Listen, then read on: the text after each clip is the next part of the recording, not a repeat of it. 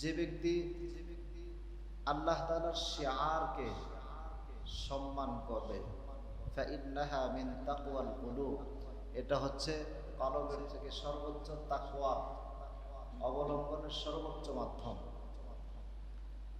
শাহ ওয়ালিউল্লাহ মুহাদ্দিস দেহলভী রহমাতুল্লাহ হুজ্জাতুল্লাহিল বালিগার মধ্যে লিখেছেন, আল্লাহ তাআলার শিআর, আল্লাহ তাআলার শাআইর চারটা। কয়টা? তিনি বলেন, ইন্না মুআজ্জিমা শাআইরিল্লাহি আরবাআতুন, আল্লাহ তাআলার চারটা শিআর রয়েছে যেটাকে তাজিম করার কথা আল্লাহ নিজেই বলেছেন। সুবহানাল্লাহ। চারটা জিনিসকে আমাদেরকে সর্বোচ্চ সম্মান দিতে হবে। এক নম্বর কিতাবুল্লাহ। এক নম্বরে কি? কিতাবুল্লাহ, আল্লাহ তাআলার কিতাব। দুই নম্বরে নবিয়ুল্লাহ। দুই নম্বর কি? নবিয়ুল্লাহ, আল্লাহর নবীকে সর্বোচ্চ সম্মান দিতে হবে। বিন্দু মাত্র যদি কম থাকে তাহলে আমাদের ঈমান পরিপূর্ণ হবে না। জীবনের চাইতেও বেশি মর্যাদা দিতে হবে, বেশি সম্মান করতে হবে, ভালোবাসতে হবে। তিন নম্বরে বাইতুল্লাহ, আল্লাহ তাআলার ঘর, কাবা, মসজিদ। এই কাবাকে সর্বোচ্চ ভালোবাসতে হবে। আমরা মসজিদকে বেশি ভালোবাসি কিনা? কোথায়? ভারতে, দিল্লিতে মসজিদ ভাঙা হয়, আমাদের অন্তরে রক্তক্ষরণ সৃষ্টি হয়, ঠিক কিনা? কেন হয়? কারণ এই মসজিদকে আমরা আল্লাহ তাআলার শিআর মনে করি, ইবাদতের জায়গা। এই জায়গার দাম আল্লাহর কাছে সবচেয়ে বেশি। তো আসুন আমরা আজকে শাআইরিল্লাহ, শুধু বাইতুল্লাহ নিয়ে আলোচনা করব। আজকে বাইতুল্লাহ, কাবা এবং বাইতুল্লাহ মসজিদুল আকসা, এই দুইটাকে নিয়ে আমরা আলোচনা করব আজকে। আপনারা যারা পত্রিকা পড়েছেন বা দেখবেন, প্রায় প্রত্যেকটা পত্রিকায় আজকের একটা হেডিং এসেছে বাইতুল্লাহ, বাইতুল মুকাদ্দাসকে নিয়ে। কারণ আজকের এই দিনটাতে বাইতুল কুদস বলা হয়, অর্থাৎ বাইতুল মুকাদ্দাস দিবস। আজকে কেন বলা হয় সেটার সামনে আলোচনা আমরা বুঝতে পারব। বাইতুল মুকাদ্দাস এক সময় আমাদের কিবলা ছিল। কি ছিল? কিবলা ছিল। আমাদের নবীজিও বাইতুল মুকাদ্দাসের দিকে ফিরে নামাজ আদায় করেছেন। পরবর্তীতে আল্লাহর রাসূল আল্লাহর কাছে মনোনিবেশ করলেন যে, আল্লাহ, আমার জন্মস্থান মক্কাতুল মুকাররমার বাইতুল্লাহটাকে যদি তুমি কিবলা বানায় দিতা। আসরের নামাজের 2 রাকাত পড়া অবস্থায় আল্লাহ বললেন, ফাওয়াল্লি ওয়াজহাকা শাতরাল মসজিদিল হারাম, তুমি তোমার চেহারাকে মসজিদুল হারামের দিকে ফিরিয়ে দাও। সুবহানাল্লাহ। বাইতুল্লাহ ওখানে হওয়ার কারণে আল্লাহ তাআলা পুরো মক্কার দাম বাড়ায় দিয়েছেন। সুবহানাল্লাহ। এবং কাবাতুল মুকাররমা, কাবাতুল মুশাররাফা, এটা এত বেশি দামি, এটাই হচ্ছে পৃথিবীর সর্বপ্রথম জায়গা। সুবহানাল্লাহ বলেন। পৃথিবীর সর্বপ্রথম এই জায়গাটা দিয়ে আল্লাহ তাআলা দুনিয়া বানানো শুরু করেছেন। এখান থেকে ভিত্তি শুরু করেছেন। একটা জিনিস বানাইলে হইতে এক জায়গা থেকে তো শুরু করতে হয়। তো শুরুটা করেছেন আল্লাহ রাব্বুল আলামিন এই বাইতুল্লাহ থেকে, এবং এখানে একটা ঘর বানাইছেন। যখন দুনিয়া বানিয়েছেন সর্বপ্রথম এখানে একটা ঘর বানিয়েছেন। আমার বানানো কথা নয়। কোরআনুল কারীমে 4 নম্বর পারার প্রথম পৃষ্ঠায় আল্লাহ তাআলা সূরা আলে ইমরানে বলছেন, ইন্না আউওয়ালা বাইতিন উযিআ লিন-নাসি লাল্লাযী বিবাক্কাতা মুবারাকান ওয়া হুদাল লিল-আলামিন। সর্বপ্রথম, ইন্না আউওয়ালা বাইতিন, পৃথিবীর সর্বপ্রথম ঘর এটি হচ্ছে মক্কাতুল মুকাররমার কাবা ঘর। তো এই কাবা ঘর এক সময় মাটির নিচে পড়ে গেছে। আল্লাহ তাআলা হযরত ইব্রাহিম আলাইহিস সালামকে দিয়ে আবার নতুন করে বানিয়েছেন। আমরা প্রথমে শুনবো কাবা ঘর কিভাবে আল্লাহ বানিয়েছেন, এরপরে শুনবো বাইতুল মুকাদ্দাস কিভাবে এসেছে। আজকে ইহুদিরা গোটা দেশটাকে শেষ করে দিচ্ছে, পৃথিবীটাকে নরবর করে দিচ্ছে। ইহুদিরা কোথা থেকে এসেছে আজকে আলোচনা থেকে আমরা শুনবো ইনশাআল্লাহ। দীর্ঘদিন যাবত এই সৌদি আরবে কোনো মানুষের অবস্থান নাই। মানুষগুলো, এখানে কোনো মানুষ বসবাস করে না। তো আল্লাহ তাআলা হযরত ইব্রাহিম আলাইহিস সালামকে দিয়ে ইব্রাহিম আলাইহিস সালামের সন্তান হয় না। ইব্রাহিম আলাইহিস সালাম চাইলেন যে আমার একটা সন্তান হোক। আল্লাহর কাছে দোয়া করতেছেন, রব্বি হাবলি মিনাস সালিহিন, রব্বি হাবলি মিনাস সালিহিন, আল্লাহ আপনি আমার একটা নেককার সন্তান দান করেন। তো আল্লাহ তারে ৮০ বছর বয়সে, কোন কোন বর্ণনায় এসেছে ৮৬ বছর বয়সে আল্লাহ তারে একটা সন্তান দিলেন। ফাবাশশারনাহু বিগুলামিন হালিম। সন্তানটার নাম কি জানেন না আপনারা? হযরতে ইসমাঈল আলাইহিস সালাম। ৮০ বছর পর্যন্ত দোয়া করতেছেন, আল্লাহর কাছে চাইতেছেন, আল্লাহ তারা দিচ্ছেন না। ইব্রাহিম আলাইহিস সালামের স্ত্রী কয়জন বলতে পারেন? আমরা অনেকেই জানি ২ জন, তবে না, তাফসীরের মধ্যে এসেছে ইব্রাহিম আলাইহিস সালামের স্ত্রী ৩ জন। কয়জন? এটা সবাই বলেন না, আমরা একটু ক্লাসের মতো মনে করি, আমার সাথে রেসপন্স করবেন। কয়জন স্ত্রী? ৩ জন। একজনের নাম হাজেরা, আর একজনের নাম সাররা, আর একজনের নাম কুতয়রা। কুতয়রা তার কোনো সন্তান ছিল না, এই জন্য ইতিহাসে তার নাম তেমন একটা আলোচনা হয় নাই। হযরত হাজেরা আলাইহিস সালাম, তার আগের প্রথম স্ত্রী ছিলেন হযরতে সাররা, যাকে আমরা বিবি সায়রা বলি। সাররা যখন কোনো স্ত্রী, তার থেকে যখন কোনো সন্তান হচ্ছিল না, এমন সময় আল্লাহ তারে হাজেরাকে দিলেন, অর্থাৎ হাজেরাকে তিনি বিবাহ করলেন। হাজেরার ঘরেও আল্লাহ সন্তান দিচ্ছেন না। ৮০ বছর বয়সে আল্লাহ তারে সন্তান দিলেন হযরতে ইসমাঈলকে। ঘটনা আপনারা সবাই জানেন কম বেশি, আমি খুব সংক্ষেপ করে মূল কথার দিকে যাচ্ছি। হযরত ইব্রাহিম আলাইহিস সালাম সন্তান হওয়ার পরে তো সন্তানের জন্য সব সময় দেওয়া শুরু করলেন। আল্লাহ বললেন, যাও না, তোমাকে এখানে রাখা যাবে না, সন্তানকে রেখে আসো সিরিয়া থেকে ১৬০০ মাইল দূরে মক্কাতুল মুকাররমা। ১৬০০ মাইল দূরে হযরত ইব্রাহিম আলাইহিস সালাম মক্কায় এসে হযরত ইব্রাহিম, তার স্ত্রী এবং তার সন্তান ইসমাঈল এবং হাজেরা আলাইহিমাস সালাম ২ জনকে রেখে গেলেন। দীর্ঘদিন রেখে যাওয়ার পরে এখন ইব্রাহিম আলাইহিস সালাম আল্লাহ দিলেন যে তার সাথে, সন্তানের সাথে দূরত্ব তৈরি করার জন্য। কিন্তু ইব্রাহিম আলাইহিস সালামের পজিশনটা এমন হয়ে গেল, এখন সন্তান না পেয়ে তিনি শুধু রাস্তায় বসে থাকেন। বারবার মানুষের কাছে জিজ্ঞাসা করেন, কেউ আসলে এদিক থেকে আসলে জিজ্ঞাসা করেন, তুমি কি অমুক জায়গা থেকে এসেছো, অমুক জায়গা থেকে এসেছো, এভাবে করে জিজ্ঞাসা করতে করতে যখন দেখে যে কোন একটা কাফেলা দিক থেকে আসছে, তার কাছ থেকে জিজ্ঞাসা করে খবর নেয়। তো আল্লাহ তাআলা এটাও পছন্দ করলেন না। এর মধ্যে প্রায় ১০ থেকে ১৩ বছর অতিক্রম হয়ে গেল। কোন কোন বর্ণনায় ১০ বছর, কোন কোন বর্ণনায় ১৩ বছর। ১৩ বছর পরে আল্লাহ তাআলা দেখলেন যে ইব্রাহিম এখন সব কাজ বাদ দিয়ে শুধু রাস্তার দিকে তাকায় থাকে, কাফেলার অপেক্ষায় থাকে। সঙ্গে সঙ্গে আল্লাহ রাব্বুল আলামিন হযরত ইব্রাহিম আলাইহিস সালামকে জিজ্ঞাসা করলেন, আরে খলিল ইব্রাহিম, তুমি কেন রাস্তার দিকে তাকায় থাকো? ইব্রাহিম আলাইহিস সালাম জবাব দিলেন, রব্বুল আলামিন, আমি তাকিয়ে থাকি তার কারণ এই রাস্তা দিয়ে আমার সন্তানের খবর বার্তা নিয়ে কেউ আসে কিনা সেটার অপেক্ষায় থাকি। আল্লাহ জিজ্ঞাসা করলেন, তোমার কি তোমার সন্তানকে দেখতে মনে চায়? বলে, হ্যাঁ, দেখতে মনে চায়।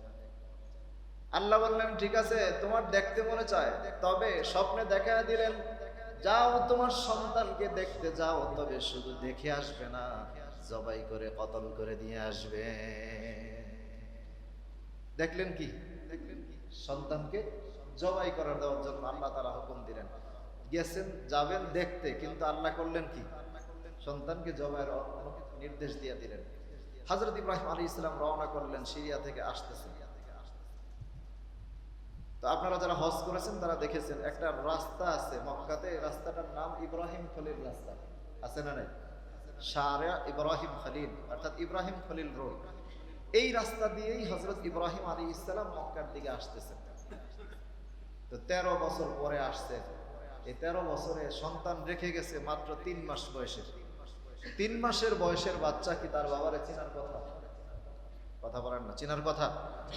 কোনোভাবেই চিনার কথা না। কিন্তু হযরত ইব্রাহিম আলাইহিস সালাম যখন কাছাকাছি আসতেছেন,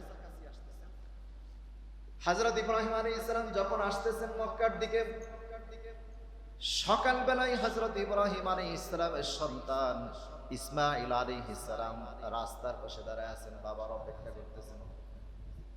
ইব্রাহিম আলাইহিস সালাম যখন ইব্রাহিম খলিল রোডে আসলেন, বর্তমানে মিসফালা এলাকায় যখন চলে আসলেন, হযরত ইসমাঈল আলাইহিস সালাম ইব্রাহিমের ঘোড়ার কাছাকাছি যাইয়া বাবারে ডাক দিয়া বলতেছেন, বাবা আজকে আপনি এত দিন পরে আমার জন্য এসেছেন, আমি আপনার জন্য সকাল থেকে এখানে ওয়েট করতেছি। হযরত ইব্রাহিম আলাইহিস সালাম হতভম্ব হয়ে গেলেন, জিজ্ঞাসা করলেন, তুমি কিভাবে বুঝলে যে আমি আসব?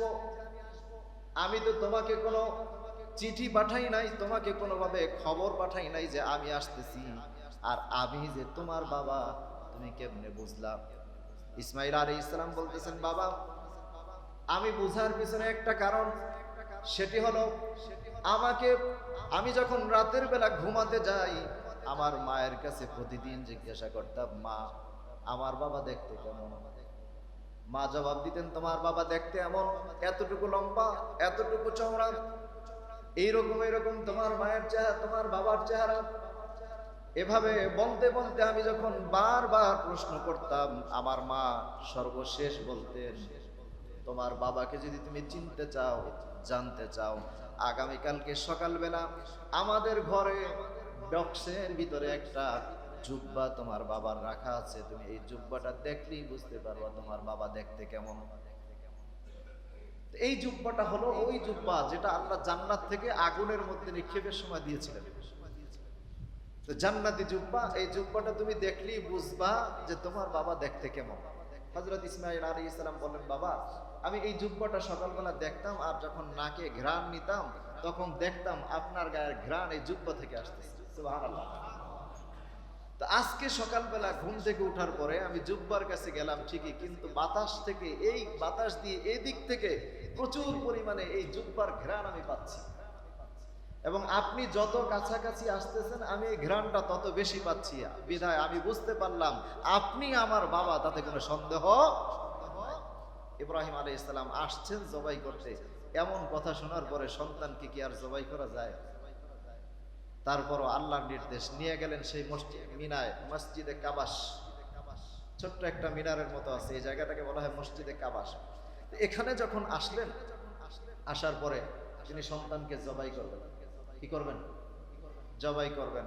অনেক চেষ্টা করলেন, জবাই হচ্ছে না। সর্বশেষ যখন তিনি জবাই করতে নিবেন, এমন সময় আল্লাহ জিবরাইলকে বললেন, জিবরাইল তাড়াতাড়ি যাও, গিয়ে জান্নাত থেকে একটা দুম্বা নিয়ে ইব্রাহিমের ছুরির নিচে ইসমাইলকে সরায়া দিয়ে দাও।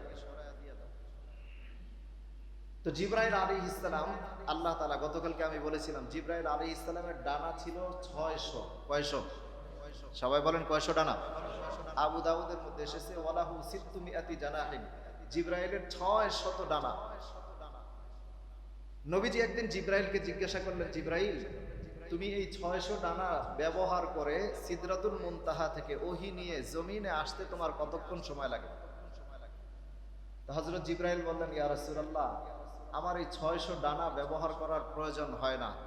যখন আল্লাহ তাআলা কোনো ওহী বা নির্দেশ দিয়া জমিনে আমাকে পাঠান, আমি আমার 2টা ডানা শুধু একবার নাড়া দেই, সিদরাতুল মুনতাহা থেকে মদিনাতুল মুনাওয়ারায় চলে যাই।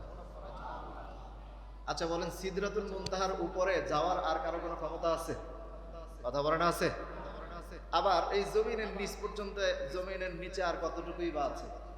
এই পর্যন্ত থাকার পরে এতটুকু জায়গা যদি 2 ডানা দিয়ে ব্যবহার করে আসে, তাহলে 600 ডানা ব্যবহার করার জায়গা আছে? তো নবীজি জিজ্ঞাসা করলেন, জিবরাইল তুমি যদি 2 ডানা ব্যবহার করে এত দ্রুত এখানে আসো, তাহলে তোমার 600 ডানা ব্যবহার করো কখন? জিবরাইল বললেন, ইয়া রাসূলুল্লাহ আমি আমার জীবনে 4 বার আমার 600 ডানা সবগুলো ব্যবহার করেছি। সুবহানাল্লাহ বলবেন না? কয়বার? 4 বার। 4 বারের ভিতরে একবার এই হযরত ইব্রাহিম আলাইহিস সালামের এখানে, ইব্রাহিম আলাইহিস সালামের জীবনেই 2 বার তিনি ব্যবহার করেছেন। কয়বার? বাকি অন্য সময় 2 বার ব্যবহার করেছেন। হযরত জিবরাইল বলেন, ইয়া রাসূলুল্লাহ হযরত ইসমাঈল আলাইহিস সালামকে যখন জবাই করার জন্য ইব্রাহিম আলাইহিস সালাম 1.5 থেকে 2 হাত উঁচু থেকে ছুরিটা নিচের দিকে নামাবেন, ইন দি মেন টাইমে আল্লাহ তাআলা নির্দেশ দিলেন, রে জিবরাইল ফাআরসালাল্লাহু কাবশাম মিনাল জান্নাহ, জান্নাত থেকে একটা দুম্বা নিয়া তাড়াতাড়ি যাও, ইসমাঈলের পরিবর্তে ছুরির নিচে দুম্বাটা বিছায়া দাও।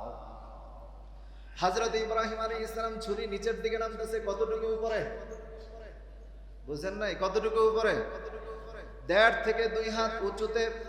এখান থেকে যাচ্ছে, জিবরাইল বলেন, ইয়া রাসূলুল্লাহ, ইয়া হাবিবাল্লাহ, ওই দিন আমি আমার 600 ডানা সবগুলো ব্যবহার করলাম।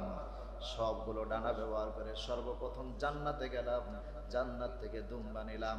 আমি আমার দ্রুত গতির দিকে তাকাই আর ইব্রাহিমের ছুরির দিকে তাকাই। 1.5 থেকে 2 হাত উঁচু থেকে 1.5 থেকে 2 হাত নিচুতে ইব্রাহিম আলাইহিস সালামের ছুরির নিচে যাওয়ার আগে আমি জিবরাইল জান্নাত থেকে দুম্বা নিয়ে হাজির হয়ে গেলাম। ইসমাইলের সরায়া দিয়া আমি দুম্বা বসায়া দিলাম। এখান থেকে জবাই হয়ে গেল দুম্বা। কুরবানিতে আল্লাহ পাশ করায় দিলেন। আল্লাহ বললেন, ওয়াফাদাইনাহু বিযিবহিন আযীম ইন্না হাযা লাহুয়াল বালাউল মুবিন। সুস্পষ্ট একটা পরীক্ষায় তিনি পাশ করলেন। তো যখন তিনি পরীক্ষায় পাশ করলেন, আল্লাহ তাআলা ইব্রাহিম আলাইহিস সালামকে একটা অপশন দিলেন যে, ইব্রাহিম, তুমি যদি এখন আমার কাছে কোনো কিছু চাও, যেইটা চাইবা ওইটাই পাইবা। সুবহানাল্লাহ। আরো জোরে কোন সুবহানাল্লাহ। যেটা চাইবা ওইটাই আমি আল্লাহ তাআলা কবুল করে নেব। হযরত ইব্রাহিম আলাইহিস সালাম সুযোগ পেলেন, বললেন, আল্লাহ, আমি আপনার কাছে 3টা দোয়া করব। কয়টা? 3টা দোয়া করব। আমার এই 3টা দোয়া আপনি এখনই কবুল করতে হবে, পরে এই কথা বলা যাবে না যে আমি পরে করব বা নেক্সটে দেখি ভাববো, এরকম কোনো কথা হবে না। আমি এখন দোয়া করব, এখনই এটাকে মঞ্জুর করতে হবে। আল্লাহ বললেন, ঠিক আছে, যাও তুমি দোয়া করো, আমি আল্লাহ তোমার দোয়া কবুল করে নেব। হযরত ইব্রাহিম আলাইহিস সালাম প্রথম দোয়া করলেন, রব্বানা ওয়াবআস ফীহিম রাসূলাম মিনহুম ইয়াতলু আলাইহিম আয়াতিকা ওয়া ইউযাক্কিহিম। হযরত ইব্রাহিম আলাইহিস সালাম প্রথম দোয়া করলেন, রব্বুল আলামিন, আমি জানি এই পৃথিবীর জমিনে একজন পয়গম্বর আল্লাহ তুমি পাঠাইবা, যার মতো শ্রেষ্ঠ পয়গম্বর আর কেউ হবে না, যিনি নবীদেরও নবী, যিনি দো জাহানের বাদশা, যিনি ইমামুল আম্বিয়া ওয়াল মুরসালিন, যিনি খাতামুন নাবিয়্যিন ওয়াল মুরসালিন, যিনি হবে তোমার হাবিব। আমি তো খলিল, তিনি হবেন হাবিবুল্লাহ। আল্লাহ তাআলা, আমি তোমার কাছে প্রথম যে দোয়াটা করি, আমার সেই হাবিবুল্লাহরে ইসমাইলের বংশের মধ্যে তুমি পাঠায়া দাও। হযরত ইব্রাহিম আলাইহিস সালাম প্রথম দোয়া করলেন, আল্লাহ, ইসমাইল রে আমার বংশে, আমার এই ইসমাইলের বংশে মুহাম্মদুর রাসূলুল্লাহরে পাঠায়া দাও। আল্লাহ বললেন, ঠিক আছে, যাও, তোমার দোয়া অ্যাকসেপ্টেড, কবুল হয়ে গেছে। দ্বিতীয় নম্বর দোয়া কি? দ্বিতীয় নম্বর দোয়া, তখনও কিন্তু কাবা ঘর মাটির নিচে দেখা যায় না। ইব্রাহিম আলাইহিস সালাম দোয়া করলেন, আল্লাহ, আমার এই সন্তানের জন্য একটা ঘর বানায় দাও, যেই ঘরের চাবিটা সরাসরি মুহাম্মদুর রাসূলুল্লাহ পর্যন্ত যাবে, মাঝখানে এই চাবি আর কেউ নষ্ট করতে পারবে না। আল্লাহ বললেন, যাও, তোমার জন্য এটাও মঞ্জুর করে নিলাম। ঘর বানানো কবুল হয়ে গেল, চাবিও মুহাম্মদুর রাসূলুল্লাহ পর্যন্ত যাওয়া কবুল হয়ে গেল। এই 3টা দোয়া করলেন। আল্লাহ এরপরে বললেন, যাও, এই ঘরটাকে বানাও। বানানোর জন্য স্ট্রাকচার দিয়ে দিলেন, 2টা পাথর দিলেন জান্নাত থেকে। কয়টা? 2টা পাথর দিলেন। একটা পাথর ঘর বানানোর কাজে লাগলো, আরেকটা পাথর ঘর বানানোর পরে কাজে লাগলো, হাজরে আসওয়াদ আর মাকামে ইব্রাহিম। হযরত ইব্রাহিম আলাইহিস সালাম যখন ঘর বানালেন, জাবালে আবু কুবাইস থেকে পাথর এনে এনে এখানে সুন্দর করে আয়না বসায় দেয়, অটোমেটিকলি কাবা ঘরটা লেগে যায়। এইভাবে করে পুরা কাবা ঘর বানানো হলো। সেই ঘরের কথা আল্লাহ রাব্বুল আলামিন বলেছেন, এবং এই ঘরের কসম আল্লাহ কোরআনে করেছেন। সুবহানাল্লাহ বলেন। এই ঘর কত দামি ঘর! ইন্না আউয়ালা বাইতিন উদিআ লিন-নাস, আল্লাহ তাআলা এটাকে সর্বপ্রথম বানিয়েছেন, পৃথিবীর সবচেয়ে দামি ঘর বানায় দিয়েছেন। এই ঘরের কারণে মক্কার দাম বেড়েছে। মক্কাকে আল্লাহ দামি বানায় দিয়েছেন শুধুমাত্র একটা ঘরের কারণে, কাবার কারণে। আল্লাহ রাব্বুল আলামিন মক্কাকে কোরআনে 5টা নামে ডেকেছেন। কয়টা?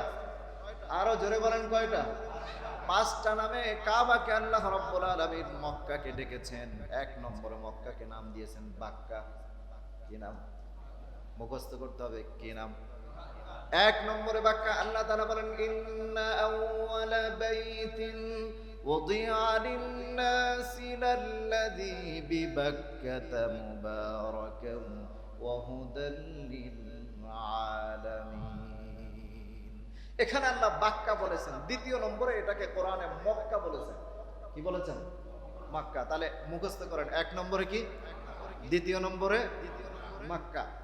আল্লাহ তাআলা বলেন ওয়াহুয়াল্লাযী কাফফা আইদিয়াহুম আনকুম ওয়া আইদিয়াকুম আনহুম বিবাতনি মাক্কাতা মিন বা'দি আন আযফারাকুম আলাইহিম ওয়া কানা আল্লাহু বিমা তা'মালুনা বাসীরা। দুই নম্বরে মক্কা। তিন নম্বরে এটাকে আল্লাহ বলেছেন করিয়া। কি বলেছেন? করিয়া। আল্লাহ বলেছেন সূরাতুন নাহলে 14 নম্বর পারার 19 নম্বর পৃষ্ঠার প্রথম আয়াতে আল্লাহ তাআলা বলেন ওয়াদারাবাল্লাহু মাসালান ক্বরিয়াতান কানাত আমিনাতান মুতমাইন্নাহ। এক নম্বরে মক্কা, দুই নম্বরে বাক্কা, তিন নম্বরে আল্লাহ এটাকে বলেছেন করিয়া, চার নম্বরে এটাকে বলেছেন বালাদ। কি বলেছেন? বালাদ। আল্লাহ তাআলা এটাকে বলেছেন বালাদ এবং এটার কসম করেছেন সূরা 3 এর মধ্যে আল্লাহ বলেন ওয়াত-তিনি ওয়াজ-যাইতুনি ওয়া তুরি সিনিনা ওয়া হাদাল বালাদিল আমিন। নিরাপত্তার নগরী বানায় দিয়েছেন আল্লাহ তাআলা। এক নম্বরে মক্কা, দুই নম্বরে বাক্কা, তিন নম্বরে করিয়া, চার নম্বরে বালাদ, পাঁচ নম্বরে আল্লাহ তাআলা এটাকে বলেছেন উম্মুল কুরা। সমস্ত নগরীর মা, সমস্ত জনপদের মা, শহরের মা আল্লাহ রাব্বুল আলামিন এটাকে বানায় দিয়েছেন। তাহলে একমাত্র এই কাবার কারণে মক্কার দামও বাড়ায় দিয়েছেন। কেমন বাড়াইলেন? আল্লাহ বলছেন ওয়ামান দাখালাহু কানা আমিনা, যে এই মক্কার ভিতরে ঢুকবে সে নিরাপদ হয়ে যাবে, আল্লাহ তাআলার জিম্মাদারিতে চলে যাবে। তার হেফাজতের দায়িত্ব নেবেন কে? তাকে মাফ করবেন কে? আল্লাহ তাআলা তার জিম্মাদারি নিয়ে নেবেন। এজন্য এখানে কেউ মরতে পারলে তার জন্য খুশনসিব, এর চাইতে আরো বড় ভাগ্য কারো হতে পারে না। এই পাঁচটা নামে আল্লাহ তাআলা মক্কাকে ডেকেছেন শুধুমাত্র বাইতুল্লাহর ইজ্জতে। সেই বাইতুল্লাহ আজকে আমরা সেটাকে সামনে রেখে ইবাদত করতেছি, কিন্তু এর আগে ছিল বাইতুল মুকাদ্দাস। এবার আসেন বাইতুল মুকাদ্দাস কিভাবে আসলো, গভীরভাবে কথাগুলো শুনে খুব তথ্য আসবে এবং খুব কিছু জানার বিষয় আসবে যেটা আমরা অনেকেই জানি না। হযরত ইব্রাহিম আলাইহিস সালামের এক সন্তান থেকে এই মক্কাকে আল্লাহ তাআলা বানায় দিলেন। তো তার বাড়ি হলো সিরিয়া। কোথায়? সিরিয়া। আর ইসমাইল আলাইহিস সালাম কোথায়? মক্কায়। তো মক্কায় তো বাইতুল্লাহ হয়ে গেছে সর্বপ্রথম ঘর। এর পরের ঘর 40 বছর পরে আল্লাহ আবার বানাইছেন বাইতুল মুকাদ্দাস। আমরা অনেকেই জানি যে বাইতুল মুকাদ্দাস হযরত সুলাইমান আলাইহিস সালাম বানাইছেন, কিন্তু না, সুলাইমান আলাইহিস সালাম সংস্কার করেছেন, প্রথম বানাইছেন আরেকজন। হযরত ইব্রাহিম আলাইহিস সালামের এই সন্তানের পরে বিবি সারার ঘরে আরো 13 বছর বয়স পরে, অর্থাৎ 93 বছর যখন বয়স হযরত ইব্রাহিম আলাইহিস সালামের, ওই সময় আরেকজন সন্তান দিলেন, তার নাম হলো হযরত ইসহাক আলাইহিস সালাম। তার নাম কি? বুঝতেছেন আমার কথা নাকি কষ্ট হচ্ছে বুঝতে? নারায়ণগঞ্জের ভাষা আমার ভাষা তো এক না, তারপরও বুঝতে যদি কষ্ট হয় একটু বোঝার চেষ্টা করবেন, বুঝে নেবেন আমার কথাগুলো। হযরত ইব্রাহিম আলাইহিস সালামের আরেকজন সন্তান, তার নাম কি? ইসহাক আলাইহিস সালাম। ইসহাক আলাইহিস সালাম হওয়ার পরে তাকে আল্লাহ তাআলা সিরিয়ায় রাখলেন, সিরিয়ার জন্য তারে নবী বানাইলেন। ইসমাইল আলাইহিস সালামকে মক্কার জন্য নবী বানাইলেন, আর ইসহাককে সিরিয়ার জন্য বানায় দিলেন। তো ইব্রাহিম আলাইহিস সালামের পরে তিনি সিরিয়ায় নবুয়তের দায়িত্ব পালন করলেন। দীর্ঘদিন পালন করার পরে হযরত ইসহাক আলাইহিস সালাম যখন বয়স বেশি হয়ে গেছে, বুড়া হয়ে গেছে, তো বয়স হওয়ার কারণে আল্লাহর কাছে কান্নাকাটি করতে করতে তিনি অন্ধ হয়ে গেলেন। কি হয়ে গেছে? এই পৃথিবীতে 4 জন মানুষ কান্না করতে করতে অন্ধ হয়েছে। কয়জন? জোরে বলেন কয়জন? 4 জন। একজন হলো হযরত নূহ আলাইহিস সালাম। নূহ শব্দের অর্থই হলো কান্নাকারী, যিনি কান্নাকাটি করেন তাকে নূহ বলা হয় আরবিতে, কাসীরুন নিয়াহ। হযরত নূহ আলাইহিস সালাম তিনি কান্না করতে করতে অন্ধ হয়ে গেছিলেন। আরেকজন এই হযরত ইসহাক আলাইহিস সালাম, ইসহাক আলাইহিস সালামও কান্না করতে করতে একসময় অন্ধ হয়ে গিয়েছিলেন। তৃতীয় হযরত ইয়াকুব আলাইহিস সালাম ইউসুফ আলাইহিস সালামের জন্য কান্না করতে করতে অন্ধ হয়ে গেছিলেন। চতুর্থ নম্বর হযরত জুলাইখা, বিবি জুলাইখা, তিনিও কান্না করতে করতে অন্ধ হয়ে গিয়েছিলেন। কয়জন? এই চারজন জীবনে কাঁদতে কাঁদতে অন্ধ হয়েছেন। আপনারা কি কাঁদছেন আর জীবনে? তাদের কান্না কেমন ছিল তাহলে? হযরত ইসহাক আলাইহিস সালাম যখন বয়স হয়ে গেল, অন্ধ হয়ে গেলেন, এখন তো আর তার দ্বারা নবুয়তি সম্ভব না। তো তখন তার ছিল দুইজন স্ত্রী। দুইজন স্ত্রীর কাছে একটু আস্তে কথা বলুন। দুইজন স্ত্রীর ভিতরে বড় স্ত্রী ইন্তেকাল করছেন, সেই ঘরে একজন ছেলে ছিল, আর দ্বিতীয় স্ত্রীর ঘরেও একজন ছেলে। তো বড় স্ত্রীর ঘরে যে ছেলে ছিল, সেই ছেলে তাকে ডাকলেন হযরত ইসহাক আলাইহিস সালাম, ডেকে বললেন, বাবা, আমি তো অন্ধ হয়ে গেছি, এখন আমার দ্বারা নবুয়তি চালানো সম্ভব না। এক কাজ করো, তুমি আমার কিছু খেদমত করো, খেদমত করে আমার খুশি করো, আমি তোমার জন্য আল্লাহর কাছে দোয়া করব, আল্লাহ যেন তোমার নবী বানায় দেয়। সুবহানাল্লাহ বলবেন না? হযরত ইসহাক আলাইহিস সালাম তার সন্তানকে ডেকে এরপরে বললেন এই কথা। বলার পরে সন্তান তিনি রওনা করলেন জঙ্গলে গিয়া হরিণ শিকার করার জন্য খুঁজতেছেন। হরিণ খুঁজে মেরে রান্না করে তারপরে হযরত ইসহাক আলাইহিস সালামকে খাওয়াবেন, দোয়া করবেন, এই আশায় তিনি গেলেন। যাওয়ার পরে এদিকে হযরত ইসহাক আলাইহিস সালামের ছোট ঘরের যে সন্তান, তার নাম হযরত ইয়াকুব আলাইহিস সালাম। তো বড় ঘরের সন্তান, দুই সতীন, এটার ভিতরে এই ঝগড়া আরো বহুত আগের থেকেই ছিল। তিনি চিন্তা করলেন, ছোট স্ত্রী চিন্তা করলেন যে আমার বড় সতীনের ছেলে, সে নবী হয়ে যাবে, আমার ছেলেটা নবী হতে পারবে না। দেখি এক কাজ করি, তাড়াতাড়ি করে ভালো রান্না যা কিছু ছিল এগুলো রান্না করে হযরত ইয়াকুব আলাইহিস সালামকে দিয়ে বললেন, যাও, তোমার বাবা তো অন্ধ, তিনি তো আর দেখবেন না, তুমি গিয়া খাওয়াও, তোমার জন্য দোয়া করলে হয়ে যাবে। তো ইয়াকুব আলাইহিস সালাম রান্না করে দিয়েছেন, এদিকে বড় ছেলে তো চলে গেছে জঙ্গলে। তিনিই করলেন, খাবার দাবার খাওয়াইলেন। ইয়াকুব আলাইহিস সালাম তিনি তো অন্ধ, দেখেন না। খাওয়া দাওয়া করে সন্তানের মাথায় হাত দিয়ে বললেন, আল্লাহ, তুমি আমার এই সন্তানটারে নবী বানায় দাও। দোয়া করলেন, আল্লাহ দোয়া মঞ্জুর করে নিলেন। এইদিকে বড় সন্তান এসে দেখে যে দোয়াটা কবুল হয়ে গেছে সন্তান আরেকজনের জন্য। তো ওই জামানায় একটা নিয়ম ছিল, কেউ যদি কারো বিরুদ্ধে যদি যেত, সবচেয়ে বড় পদক্ষেপ ছিল এটা যে সে পাহাড়ের উপরে বসে কসম করত এবং ঘোষণা দিত। তো সেই সন্তান পাহাড়ের উপরে উঠলো, ওইটা এরপরে ঘোষণা দিয়া দিল যে আমি ইয়াকুবরে যেখানে পাবো সেখানেই কতল করব। সেটাকে পণ করলো, প্রতিজ্ঞা করলো। তো ওই জামানায় কেউ যদি এইরকম প্রতিজ্ঞা করে, এটা ঠেকানোর আর কোনো, সে করবেই, যে কোনো মূল্য না করাটাকে বড় অপমান মনে করত। তো হযরত ইয়াকুব আলাইহিস সালামের মা যখন এই কথা শুনলেন, তিনি চিন্তা করলেন, আমার ছেলেরে আমি কতক্ষণ পাহারা দিয়ে রাখবো, তার চেয়ে এক কাজ করি। ইয়াকুব আলাইহিস সালাম এর নানা বাড়ি ছিল কেনানে, অর্থাৎ ইসহাক আলাইহিস সালামের শ্বশুর বাড়ি কেনান। হযরত ইয়াকুব আলাইহিস সালামের মা সন্ধ্যার সময় কাপড় চোপড় সব কিছু গাট্টি বস্তা বাইন্দা এরপরে দিয়া দিছে, বলছে, যাও, তুমি এই রাত্রে বেলায় চলে যাও তোমার নানা বাড়িতে, ওখানে গিয়ে এরপরে সময় হইলে তুমি আবার আইসো। হযরত ইয়াকুব আলাইহিস সালাম যাবেন, কেনানে যাচ্ছেন। তো সুরিয়ানি ভাষায়, সিরিয়া যেহেতু, সুরিয়ানি ভাষায় কেউ যদি রাত্রেবেলা এক দেশ থেকে আর এক দেশে পালিয়ে যায়, তাকে বলা হয় ইসরাঈল। মনে রাখতে হবে এই পয়েন্টটা, তাকে কি বলা হয়? সুরিয়ানি ভাষায় কেউ যদি রাতের বেলা পালিয়ে যায়, দেশ ত্যাগ করে, তাহলে তাকে কি বলা হয়? ইসরাঈল। আর দিনের বেলা হেলিকপ্টারে পালাইলে তারে কি বলা হয়? স্বৈরাচার। নাকি কথা বলে না? দিনের বেলা যদি কেউ হেলিকপ্টারে পালায় যায়, তাকে বলা হয় স্বৈরাচার আমাদের বাংলাদেশে। কিন্তু ওই জামানায় কেউ যদি রাতের বেলা পালিয়ে যেত দেশ থেকে, অর্থাৎ দেশ ত্যাগ করতো, তাহলে তাকে কি বলা হতো? ইসরাঈল। এটা সুরিয়ানি ভাষায়। আর ইবরানি ভাষায়, হিব্রু ভাষায়, কেনানের ভাষা ছিল হিব্রু, ইবরানি ভাষা ছিল। ইবরানি ভাষায় কেউ যদি আল্লাহ তাআলার খাঁটি গোলাম হতে পারে, তাকে বলা হয় ইসরাঈল। সুবহানাল্লাহ। হযরত ইয়াকুব আলাইহিস সালামকে ইসরাঈল বলা হতো।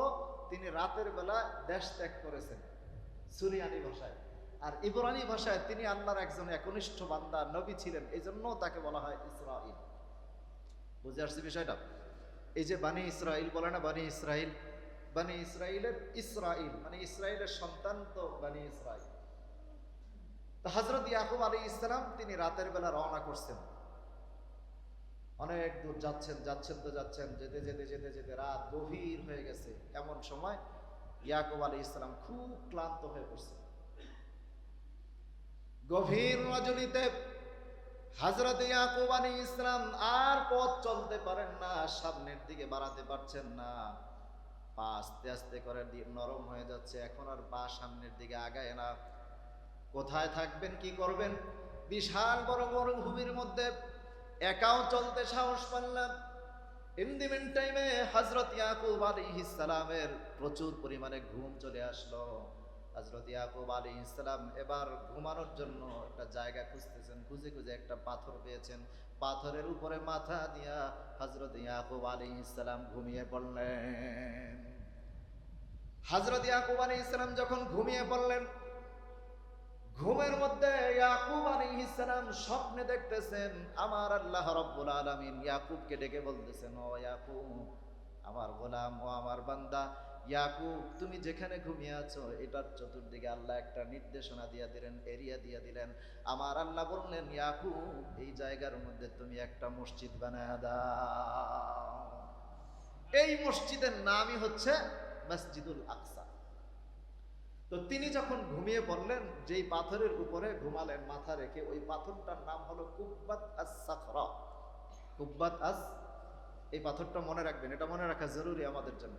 এই পাথরটার নাম কি? কুব্বাত আস-সাখরা। মসজিদুল হারাম অর্থাৎ মসজিদে আকসার ভিতরে তিনটা কুব্বাত আছে। কয়টা? তিনটা। একটার নাম কুব্বাত আস-সাখরা, আর একটার নাম হলো কুব্বাত আস-সিলসিলা, আর একটার নাম হলো কুব্বাত আন-নাবাবী সাল্লাল্লাহু আলাইহি ওয়াসাল্লাম। এই তিনটা কুব্বাত। তো কুব্বাত আস-সাখরা মানে হচ্ছে এই পাথরটাও আল্লাহ তাআলা জান্নাত থেকে এখানে রাখছেন। সুবহানাল্লাহ বলেন। এবং এই জায়গা থেকে সরাসরি আসমানের উপরে ওঠার রাস্তা, এটা আসমানে ওঠার রাস্তা। মানে কেউ যদি আসমান থেকে জমিনে আসতে চায়, এই কুব্বাত আস-সাখরা বরাবর এখান থেকে এই রাস্তায় এসে এখানে নামতে হবে। আবার কেউ যদি আসমানে যেতে হয়, এখান থেকে আসমানে যেতে হবে। এজন্য আমার নবীকে আল্লাহ তাআলা ১৫০০ বছর আগে লাইলাতুল মেরাজে মেরাজ করিয়েছেন বাইতুল মুকাদ্দাসে এনে। সুবহানাল্লাহ। আল্লাহ চাইলে মক্কা থেকে ডাইরেক্ট নিতে পারতেন না? পারতেন কিনা? কিন্তু কেন নেন নাই? যে এখান থেকে সরাসরি রাস্তা নাই, কাবা থেকে আসমানে ওঠার কোনো রাস্তা নাই। আসমানে ওঠার রাস্তা হলো এই কুব্বাত আস-সাখরা থেকে। এজন্য আল্লাহ তাআলা ১৫০০ বছর আগে নবীজিকে আগে ইসরা করিয়েছেন, মক্কা থেকে মসজিদুল হারাম থেকে মসজিদে আকসায় এনেছেন। এখান থেকে অরুজ ঊর্ধ্বগমন হয়েছে। এরপরে তিনি লাইলাতুল মেরাজে আল্লাহর কাছে গিয়েছিলেন। তো এই কুব্বাত আস-সাখরা থেকে আসমানে আসা যাওয়া করা হয়। তো এখানে তিনি স্বপ্নে দেখলেন মসজিদ নির্মাণ করবেন। তো এখন তিনি কেমনে মসজিদ বানাবেন? তিনি স্বপ্নে দেখলেন, এরপরে একা তো আর মসজিদ বানানো সম্ভব নয়। তো ব্যাগের ভিতরে খুঁজে দেখতেছে তার মা তাকে ব্যবহারের জন্য তেল দিয়ে দিছে, মাথায় তেল দেওয়ার জন্য, শরীরে তেল ব্যবহারের জন্য দিয়ে দিচ্ছেন। তিনি এই তেল পাথরের উপরে মাখলেন ভালো করে, কারণ পানি দিয়ে দিয়ে ভিজায় রাখলে তো এটা শুকিয়ে যাবে। তেল পাথরের মধ্যে দিলে এটা মানে দীর্ঘদিন থাকবে, এই চিহ্নটা থেকে যেতে পারে। তিনি এটা দিয়ে আরো কিছু সীমানা নির্ধারণ করে এরপর তিনি চলে গেলেন। পরবর্তীতে কেনানে গিয়ে লোকজন এনে এখানে এই মসজিদুল আকসা নির্মাণ করলেন। মসজিদুল আকসাটা যেই দিন নির্মাণ করেছেন সেই দিন ছিল আজকের এই শুক্রবার। সুবহানাল্লাহ পড়েন। এই জন্য আজকের এই দিনটাকে বলা হয় ইয়াউমুল কুদস, মানে আল কুদস দিবস, বাইতুল মুকাদ্দাস দিবস। তাহলে এই বাইতুল মুকাদ্দাস এটা ইহুদিদের না, এটা কাদের? কথা বলে না কাদের? মুসলমানদের, হযরত ইয়াকুব আলাইহিস সালামের। আজকে ইহুদিরা এটাকে দখল করার জন্য যুদ্ধ পর্যন্ত করতেছে। কেন করতেছে বুঝেন? ইয়াকুব আলাইহিস সালামের সন্তান ছিল ১২ জন। এই ১২ জনের ভিতরে ২ জন ইউসুফ এবং বিনয়ামিন, আর বাকি যে ১০ জন, এই ১০ জনের ভিতরে একজনের নাম ছিল ইয়াহুদা। আরেকজনের নাম ছিল বিনিয়া, আরেকজনের নাম ছিল রুবেন, আরেকজনের নাম ছিল শামুন। এইরকম 10 ভাই, আর এদিকে ইউসুফ এবং বিনিয়ামিন। এই 12 জন সন্তানকে বলা হয় বানি ইসরাইল। কি বলা হয়? বানি ইসরাইল। এই বানি ইসরাইলের এরাই পরবর্তীতে কি করছে? এদের থেকে আল্লাহ তাআলা পরবর্তীতে আস্তে আস্তে নবী বানাইছেন, ইউসুফ আলাইহিস সালামকে, তারপরে অন্য আরেকজন, এরপরে আরেকজন, এভাবে করে এই সিলসিলায় আল্লাহ অসংখ্য নবী পাঠিয়েছেন। আর হযরত ইসমাঈল আলাইহিস সালামকে তার বংশে একজন নবী আল্লাহ তাআলা প্রেরণ করেছেন, তার নাম হলো মুহাম্মদুর রাসূলুল্লাহ। তাহলে এই দুইটা জায়গা আমাদের জন্য সবচেয়ে দামি, ঠিক কিনা বলেন? কথা বলেন ঠিক কিনা? আল্লাহ তাআলা আমাদের এই দুইটা জায়গাকে কিয়ামত পর্যন্ত হেফাজত করুন, জোরে বলেন আমিন। আরো জোরে বলেন আমিন। বাইতুল মুকাদ্দাসকে আল্লাহ ইহুদিদের থেকে রক্ষা করুন, জোরে বলেন আমিন। ওরা এটাকে ইবাদতের জায়গা মনে করে, ওদের ইবাদতের সবচেয়ে মূল জায়গা মনে করার কারণ হলো এখানে এই যে কুব্বাত আস-সাখরা রয়েছে, কুব্বাত আস-সিলসিলা রয়েছে।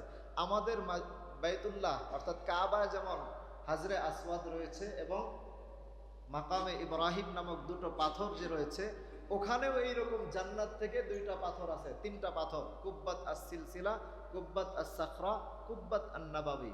কুব্বাত আন-নাবাবীটা হচ্ছে এই পাথরের সাথে, অর্থাৎ বাইতুল মুকাদ্দাসে যে কোনো নবী যেতেন সাথে সাথে তারা এই পাথরের সাথে তাদের বাহনকে বাঁধতেন, অর্থাৎ ঘোড়া, উট বা যেটাতে তিনি সাওয়ার হয়ে যেতেন এই পাথরের সাথে বাঁধতেন। তো এই কুব্বাত আস-সাখরাটাকেই মূলত ওরা এটাকেই সবচেয়ে বেশি প্রাধান্য দেয়, ওরা এটাকে টেম্পল মাউন্ট বলে। তো যাই হোক, ওরা এটাকে সবচেয়ে গুরুত্ব মনে করে এবং ওদের ইবাদতের মূল কেন্দ্র এটাকে মনে করে। এই জন্য আজকে ওরা এটাকে দখল করার জন্য সবচেয়ে বেশি চেষ্টা করতেছে। তো আল্লাহ তাআলা যেন আমাদের এই ঐতিহ্যকে আল্লাহ আমাদেরকে ফিরিয়ে দেন, জোরে বলেন আমিন। কিয়ামতের ময়দানে অবশ্যই আল্লাহ বাইতুল মুকাদ্দাসকে আমাদের অনুকূলে করে দিবেন ইনশাআল্লাহ। যদি এখনো নাও হয়, কিন্তু খুব বেশি দিন বাকি নয়।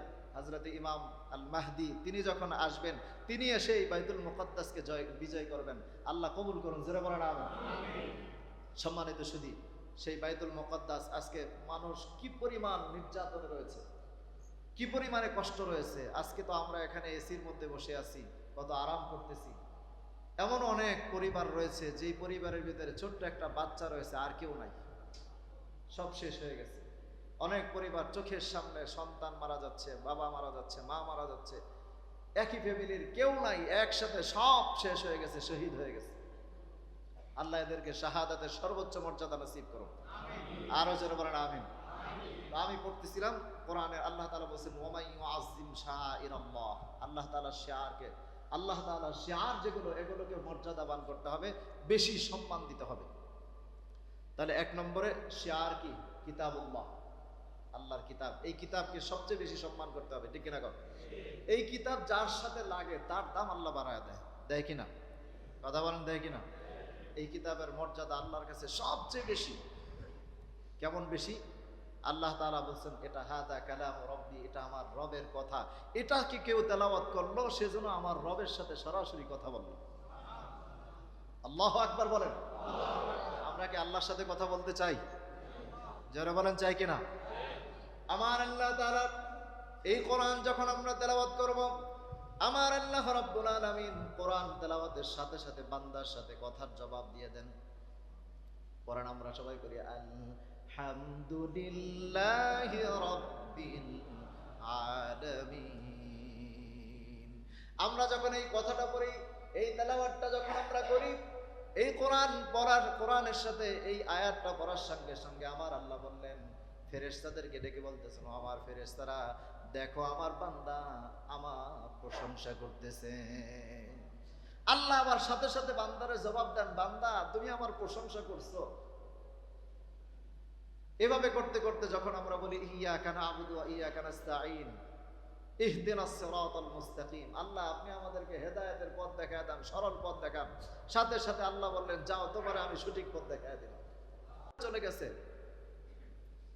কত কিছুতে চলে গেছে। কোরআন একটা মিরাকেল, এই জামানার জন্য, গোটা জগতের জন্য সবচেয়ে বড় মিরাকেল হচ্ছে আল কোরআন, ঠিক কিনা বলেন? কারণ আমার নবীজিকে আল্লাহ রাব্বুল আলামিন অসংখ্য মুজিজা দান করেছেন। নবীজিকে আল্লাহ তাআলা মুজিজা দিয়েছেন, চাঁদ 2 টুকরা করে ফেলেছেন। এটাও আমার নবীর জন্য মুজিজা। আমার নবী নবুয়তের পরে বলতেন, ইন্নী লা আরিফু হাজারাম বিমাক্কাতা কানা ইউসাল্লিমু আলাইয়া। আমি মক্কার রাস্তা দিয়ে যখন হাঁটতাম, মক্কার গাছগুলো, পাথরগুলো আমারে জোরে জোরে আওয়াজ করে সালাম দিত। এটা আমার নবীর জন্য মুজিজা। সমস্ত মুহাদ্দিসগণ বলেছেন, সমস্ত মুফাসসিরগণ একমত হয়েছেন, আমার নবীকে আমার আল্লাহ রাব্বুল আলামিন 4000 মুজিজা দিয়েছেন। কয় হাজার? 4000 মুজিজা দিয়েছেন।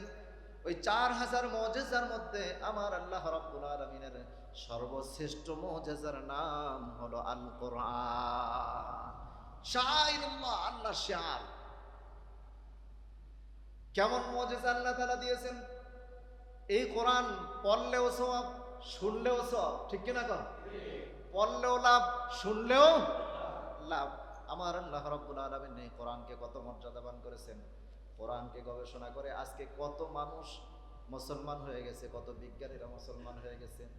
এক বিজ্ঞানী কোরআনের ভুল খুঁজতে গেছে। এই কোরআনে ভুল আছে? কথা বলেন আছে? আল্লাহ নিজে সর্বপ্রথমই চ্যালেঞ্জ করে দিয়েছেন, লা রাইবা ফি। এটার মধ্যে কোনো ভুল তো দূরের কথা, সন্দেহ নাই। এক বিজ্ঞানী কোরআনের ভুল খুঁজতে গেছিল। খুঁজতে খুঁজতে খুঁজতে খুঁজতে খুঁজতে সর্বশেষ 1 পারা 2 পারা 3 পারা করতে করতে 19 নম্বর পারা গেছে। সূরার নাম পড়তেছে। কোন সূরা? 19 নম্বর পারা একটা সূরা আছে। সূরাটার নাম সূরাতুল পিপিলিকা, মানে পিঁপড়ার নামে একটা সূরা। এই সূরা যখন পড়তেছে, এখানে গিয়ে খুঁজে পাচ্ছে আল্লাহ তাআলা বলেন, ক্বালাত নামলাতু ইয়া আইয়ুহান নামলু দুখুলু মাসাকিনাকুম লা ইয়াহতিমান্নাকুম সুলাইমান ওয়া জুনুদুহু ওয়া হুম লা ইয়াশউরুন। এই আয়াত পড়তে গিয়ে বিজ্ঞানী লাফ দিয়ে উঠছে, কয় আমি কোরআনের ভুল পাইছি। নাউজুবিল্লাহ বলবেন না? তো বিজ্ঞানী যখন লাফ দিয়ে উঠছে, সাথে সাথে আশেপাশের লোকেরা বলতেছে, কি ভুল পাইছেন? এখানে আল্লাহ বলছেন, পিঁপড়া তার দলকে বলছে যে, হয় আমার পিঁপড়ার দলেরা, তোমরা তাড়াতাড়ি উদখুলু মাসাকিনাকুম, তোমরা তোমাদের ঘরে ঢুকে যাও। লা ইয়াহতিমান্নাকুম সুলাইমান ওয়া জুনুদুহু ওয়া হুম লা ইয়াশউরুন। সুলাইমান এবং তার দলেরা এসে তোমাদেরকে পিষে ফেলবে, সুতরাং তাড়াতাড়ি ঘরে যাও। আচ্ছা, কেউ যদি বলতে হয় আর সামনে যারা আছে তাদের যদি শুনতে হয়, শোনার জন্য তাদের কি লাগবে? কথা বলে না, কি লাগবে? কান লাগবে। যদি কান না থাকে তাহলে কি শুনতে পারবে? তো বিজ্ঞানী বলতেছে, আল্লাহ তো বলছে পিঁপড়া এখানে ভাষণ দিছে, অন্য পিঁপড়ারা শুনছে, তাহলে পিঁপড়ার তো শুনতে হবে। তো আমরা তো জানি পিঁপড়ার কোনো কানই নাই। পিঁপড়ার কি নাই? তো কান না থাকলে শোনা যায়?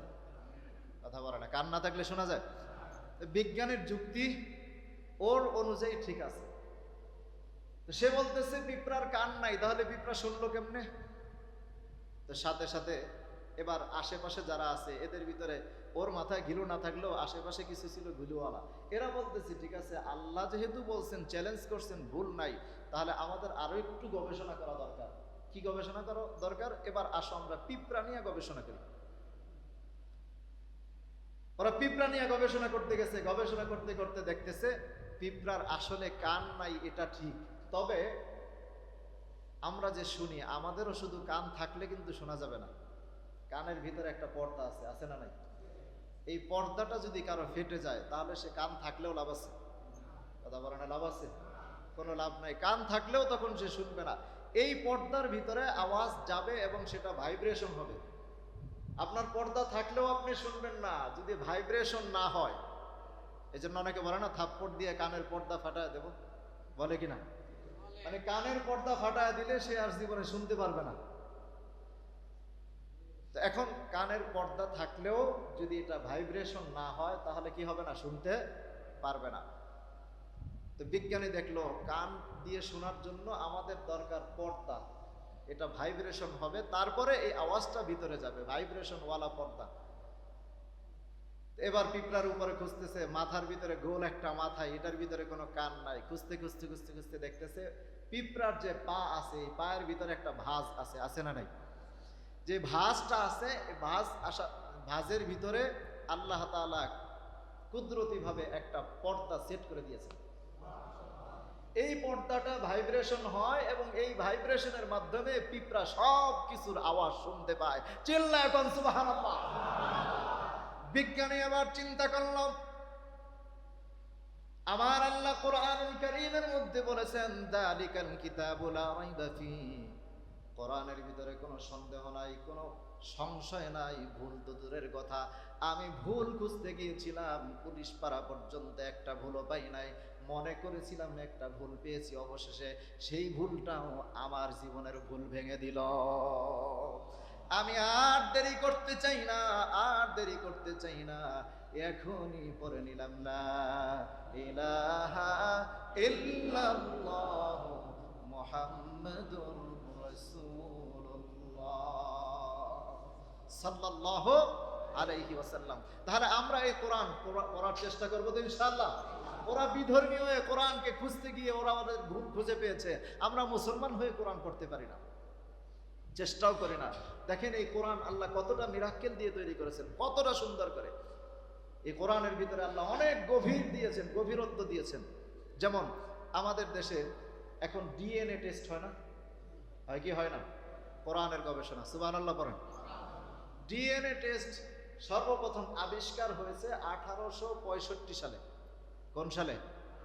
1865 সালে। আল কোরআনুল কারীমের 18 নম্বর সূরার 65 নম্বর আয়াতে আল্লাহ ডিএনএ এই শব্দটা 3 বার উল্লেখ করেছেন।